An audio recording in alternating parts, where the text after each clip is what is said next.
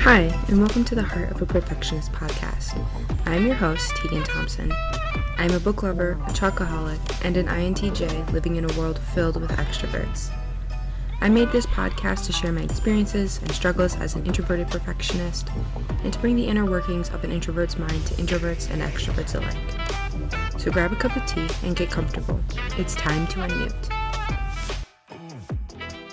Hello everyone, and welcome to another episode of the Heart of a Perfectionist podcast.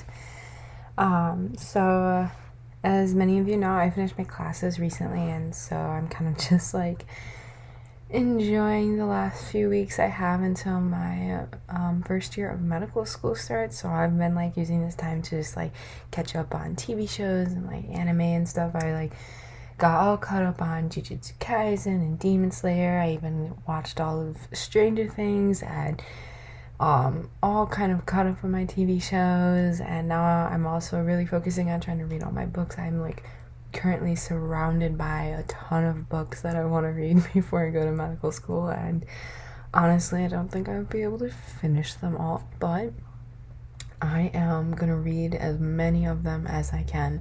Because I know once I start, I'm not going to have a lot of time to read leisurely, so yeah. And, you know, I'm also just getting ready to move soon. It's kind of like my first big move. I moved when I went to my undergrad in Baltimore, but I only brought like some stuff with me because I knew I was going to be bringing a lot of it back, and now this is kind of like, you know, my first big move into my first apartment that like is my own, and so it's kind of really exciting and a little scary, but also just looking forward to everything that it has to bring me.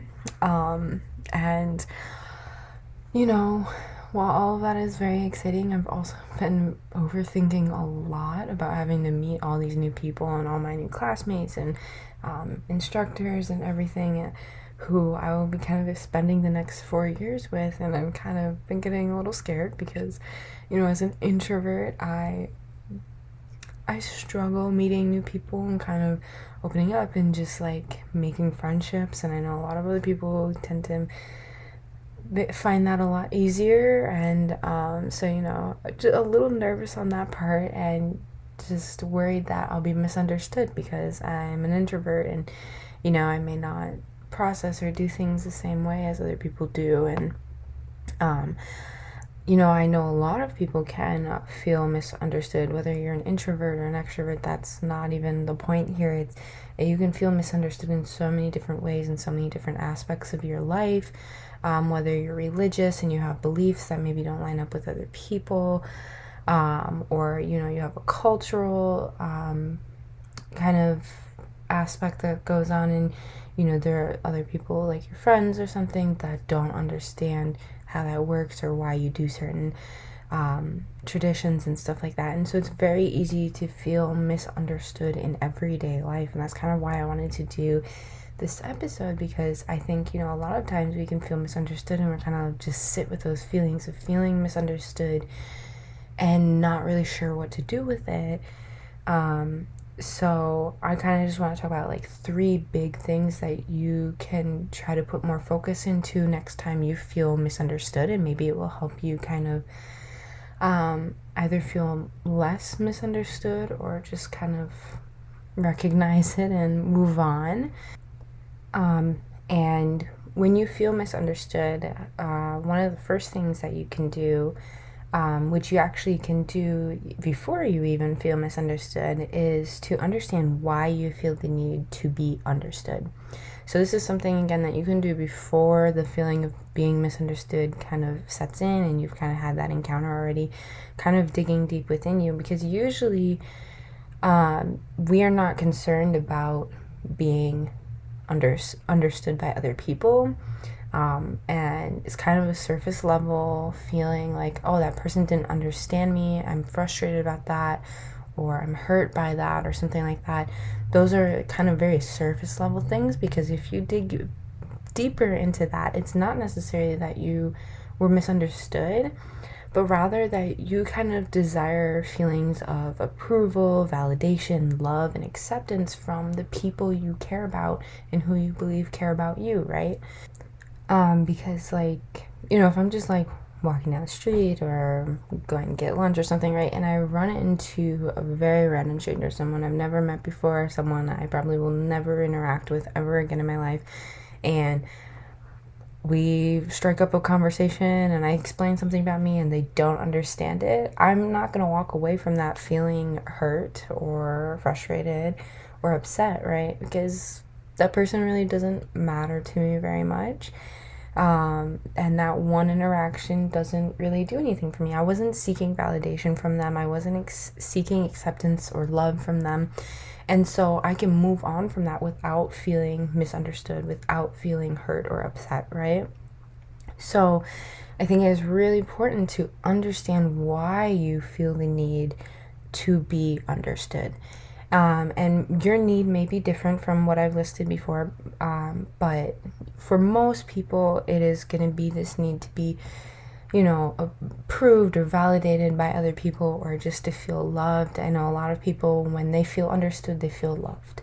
And so maybe it's different for you, but just like seeking inside of yourself and figuring out what that may be for you is really important. And then also recognizing that, you kind of are responsible for yourself and your life, and other people's opinions about you and their validation. That's not really necessarily going to change anything about how you live your life or how you go about your day-to-day life, right? So, yes, we often want to feel validated and approved of and loved and stuff like that, right? But I think it's also really important to recognize that you can give yourself those things. You don't have to wait to get them from other people around you. You don't have to wait for other people to approve of you or validate you, right? You can approve of and validate and love yourself right now, right here, as you are.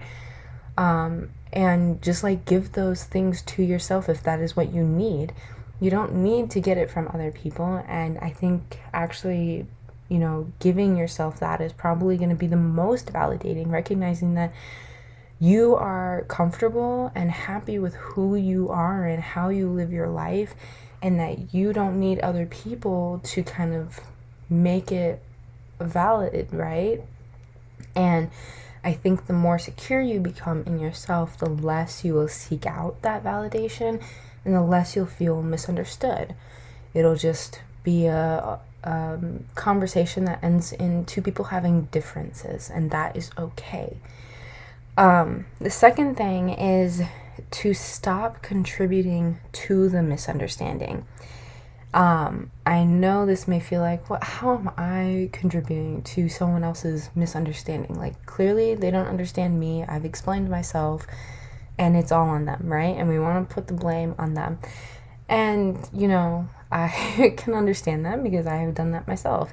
But I think it's really important to recognize, like, I have done this and I know other people have done this. When you feel misunderstood or you believe, like, you can just kind of sense that someone isn't going to understand you, oftentimes we pull away and we don't share much about ourselves, and we kind of distance ourselves from those people because we don't want to feel misunderstood, right? We don't want to give someone the opportunity to misunderstand us. But when you do this, when you pull away, when you distance yourself and you don't give people those opportunities to get to know you, often what will happen is that other people, they're not going to have that chance to understand you, and they're going to misunderstand you just because they've never gotten the chance to understand you, or get to know you, learn about you.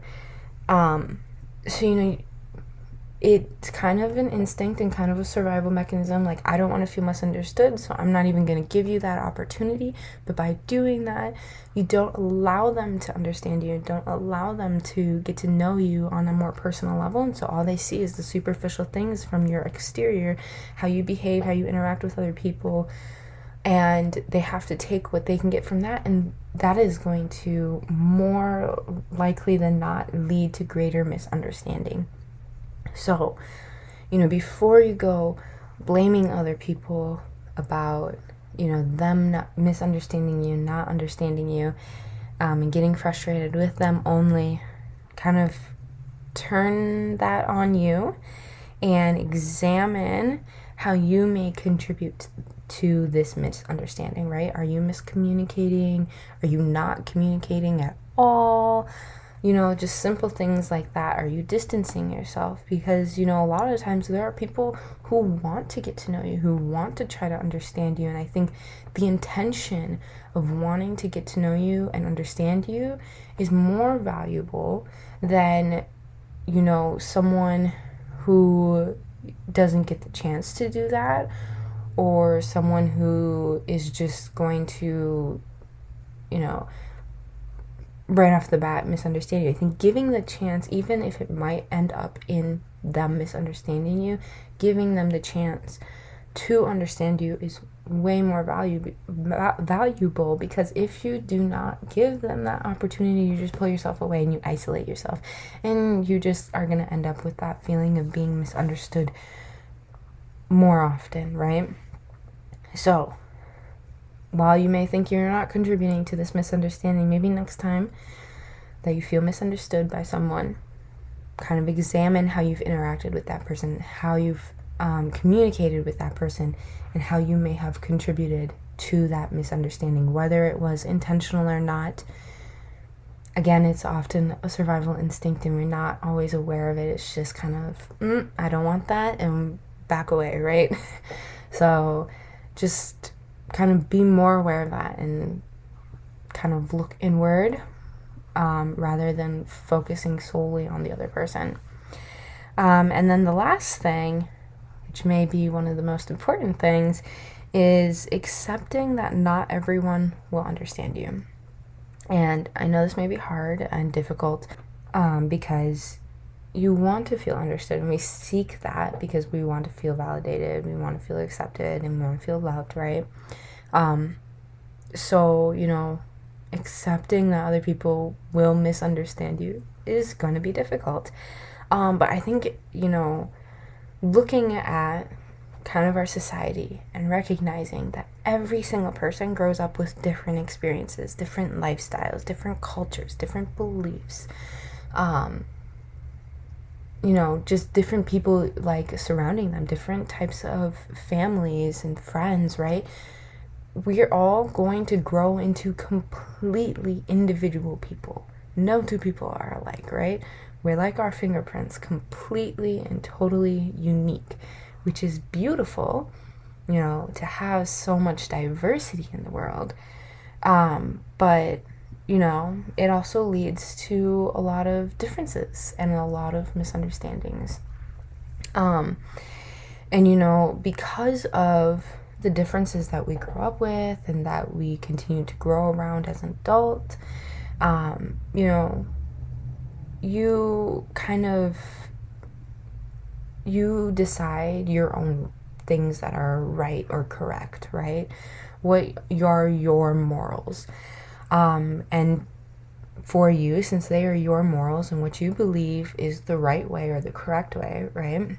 You think everyone should live by that, right?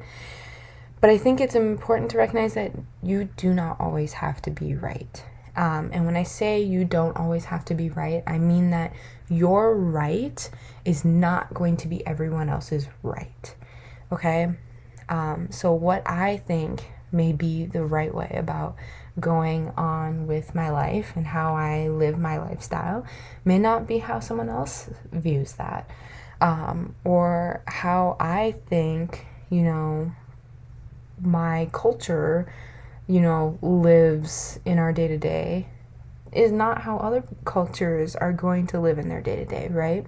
We're all different. We all have our own set of morals, our own set of beliefs that are correct, right? And they're not going to be everyone else's correct way. So you do not always have to be right, and recognizing that, acknowledging that, accepting it is most important. Like, you can recognize it and acknowledge it and be like, okay, yeah, that's there, but accepting it and being like, that's okay, like, that's how life is, that's normal, we are not the same, we're not going to have the same beliefs, we're going to have a lot of differences, and that is okay. Like, that is important, to accept that. And then one step beyond that, respect those differences. So, once you've accepted that and said, okay, yeah, people are going to have differences from me, respecting those, respecting other people's different cultures, different beliefs, different lifestyles, and how they may do things based on different experiences. I think when you learn to respect those, and give people maybe the privacy they need or the space that they need, to open up about those things, or just the availability to live their own right way, is important, because you should not be taking what my culture, my beliefs, and everything, how I live my life, and trying to push it onto other people. Because, again, we're all different and we're all unique. And without that diversity, we would, not have a lot of the things that we have right now, actually. So I think, you have to acknowledge that there are differences. And then you need to accept that there are differences, and then respect those differences. You want people to respect you, so you need to respect other people. Other people who, if you take a different person outside of you, which is really hard to look from someone else's viewpoint, but let's say there's another person, and to them, their right way is the right way, right? And they tried to push all of that onto you, even though you don't agree with those things always. Imagine how that would feel for you.